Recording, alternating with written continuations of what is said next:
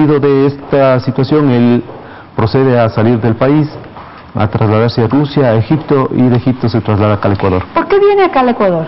¿Quién le dio esa idea o qué idea tenía? Él, como investigador, empezó a ver qué país le podría dar una seguridad jurídica y él valoró los parámetros de que el Ecuador no tenía relaciones diplomáticas con Bielorrusia, no existía un tratado de extradición y además el Ecuador tiene una política abierta hacia los refugiados. Por ende, tomó la decisión de venir acá. Llegó aquí y enseguida solicitó su estatus de refugio. Bueno, al pocos meses después ya solicitó y se le otorgó el estatus de refugiado. ¿Cuánto tiempo lleva con ese estatus? Lleva desde junio del 2010 hasta la presente fecha, no se le ha retirado. Ahora, ¿en qué momento cambia la situación y por qué motivo le llevan preso? ¿Porque él está ahorita en el penal? Bueno, sí, en la cárcel 2 del penal García Moreno. Él, al llegar acá, se convierte en un activista político, crea un blog denominado Bielorrusia Libre en español, que es el único blog en español que existe respecto a la denuncia de las violaciones de derechos humanos y actos de corrupción en Bielorrusia. Entonces, evidentemente, su activismo político le es incómodo al gobierno de Bielorrusia y es la causa principal por la que se convirtió en un objetivo político del gobierno bielorruso. Digamos, ¿qué es lo que hace que le tomen preso acá? Bueno, es precisamente, claro, con ese activismo se forja un caso en Bielorrusia y se solicita la extradición del señor Alexander Barankov. Pedido de extradición que se le entrega al embajador del Ecuador en Rusia, que es el país concurrente a Bielorrusia, pues no tenemos relaciones diplomáticas con este país. Inmediatamente se traslada acá al Ecuador, presentan a la Corte Suprema, a la Presidencia, y ordena la detención con fines de extradición del señor Alexander Barankov. Ahora, esto coincide con la visita de Lukashenko acá al Ecuador. Antes, digamos, él estaba con su estatus de refugiado y tenía, digamos, una vida tranquila aquí en el Ecuador. Precisamente la misión de avanzada que preparaban la visita del presidente Lukashenko es quien se presenta a la primera audiencia, quienes traen la documentación pertinente para solicitar la extradición de Alexander Barankov. En este momento, ¿en qué estado está este proceso? Bueno, este proceso, la última audiencia, que es en la que el señor presidente de la Corte Nacional de Justicia va a decidir sobre si se procede o no se procede a la extradición del señor Alexander Barankov, se realizó el 9 de agosto.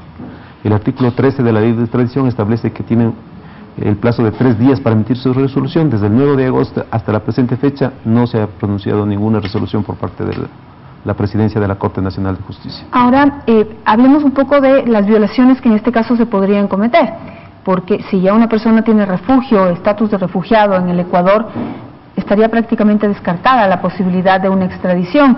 Y por otro lado, el Ecuador no extradita ni nacionales ni extranjeros a países en donde estas personas, por más delincuentes que sean, no estoy hablando del caso del señor Barankov, estoy hablando en términos generales, no lo puede extraditar a un país en donde su vida esté en peligro, en donde haya la pena de muerte. De lo que sé, en Bielorrusia es casi uno de los únicos países en Europa que tiene todavía la pena de muerte.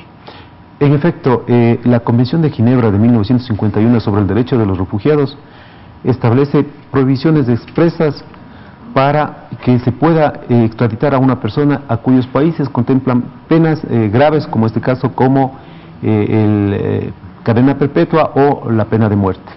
En efecto, bajo aspectos convencionales no se puede extraditar a ciudadanos del Ecuador. Además, el artículo 41 de la Constitución de la República del Ecuador expresamente establece de que no se procederá a la devolución o extradición de una persona que tiene refugio en el Ecuador.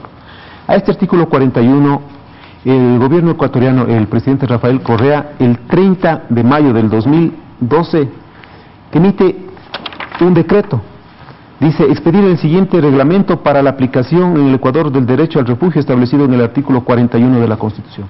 Es decir, el presidente Correa emite para viabilizar la Constitución de Montecristi, y en el artículo 9 de dicho reglamento establece que ninguna persona será rechazada o excluida en la frontera, devuelta, expulsada, extraditada o sujeta a medida alguna que le obligue de conformidad con lo establecido en la Constitución de la República y la Convención de las Naciones Unidas. En el artículo 58 expresamente establece: no se autorizará la extradición o deportación de personas a quienes se les hubiese reconocido el estatus de refugiado. Es decir, existe una prohibición constitucional que impide, siquiera que se haya ordenado la detención del señor Alexander Barancón, ya de por sí esa detención es una detención ilegal y arbitraria, violatoria de derechos constitucionales. ¿Qué es lo que se explica a nivel legal en la Corte Nacional de Justicia, por ejemplo, sobre esta detención y sobre el futuro de este ciudadano bielorruso? Tomando en cuenta todo lo que usted acaba de mencionar, la protección legal que él ya tiene. Nosotros en las dos audiencias que hemos tenido en la Corte Nacional de Justicia les hemos puesto en conocimiento estas disposiciones, indicando de que la orden de detención expedida no debió haberse nunca emitido. Sin embargo, de esto, la Fiscalía del Ecuador, que por disposición legal tiene que comparecer a eso, ellos invocaron y están de acuerdo con la extradición, invocando un convenio que existe internacional sobre control de la corrupción. Pero jamás un reglamento o un tratado puede estar en contra de disposiciones constitucionales y peor contra disposiciones internacionales que precautelan los derechos humanos, como es la no devolución a un país en el que contempla la pena de muerte. Como usted dijo, es el único país de Europa que contempla la pena de muerte. Y digamos, esta contradicción que está en este momento evidenciando el gobierno ecuatoriano, toda vez que si en un momento, o sea, el refugio no se le da a cualquiera, el refugio prevé un estudio muy pormenorizado dentro de la Cancillería ecuatoriana para, digamos, encontrar pruebas que demuestren que la persona está perseguida, ya sea políticamente o por elementos de violencia o grupos violentos, como sucede con los colombianos, que vienen y se refugian aquí porque están perseguidos por guerrilla o paramilitares. Se estudia esos casos y luego se da el refugio, es decir, de alguna manera se comprueba que la persona está diciendo la verdad. Entonces, ¿cómo es que antes el Ecuador considera que es un perseguido político en este caso y hoy está considerando en cambio lo contrario, que es un corrupto mentiroso? Bueno, esa es la contradicción, que nosotros exigimos coherencia al gobierno nacional, por cuanto al señor Alexander Barancón en julio del 2010 se le otorgó el estatus de refugiado, bajo los mismos parámetros, las mismas consideraciones que se lo hizo en el caso del señor Julián Assange. Es más, por ejemplo, el Estado ecuatoriano analizó también la imputación por la que se le requieren, que es un delito común, y el Estado ecuatoriano dice no se considera que se deba aplicar en el presente caso lo estipulado en el artículo 1FB, que es de la Comisión de Derechos Humanos de Ginebra, que habla de la comisión grave de delito común en el país de origen como motivo de exclusión. O sea, el Estado ecuatoriano descartó la motivación por la cual se le estaba extraditando y por ende le otorgó la condición de refugiado. Esta condición de refugiado es permanente, mientras no varíe la situación en la cual el Estado ecuatoriano le consideró. Y las consideraciones del Estado ecuatoriano es en función de que Bielorrusia no respeta los derechos humanos. En Bielorrusia las cortes son designadas por el presidente, disolvió la asamblea, encarceló a sus contrincantes políticos a la presidencia. Todo esto es lo que acabo de manifestar, se encuentra en el análisis hecho por Cancillería. O sea, el Estado ecuatoriano estableció esas faltas de garantías y que en Europa realmente hay 200 funcionarios de Bielorrusia que están proscritos de ingresar a Europa, no pueden ingresar ni a Europa Occidental ni a los Estados Unidos.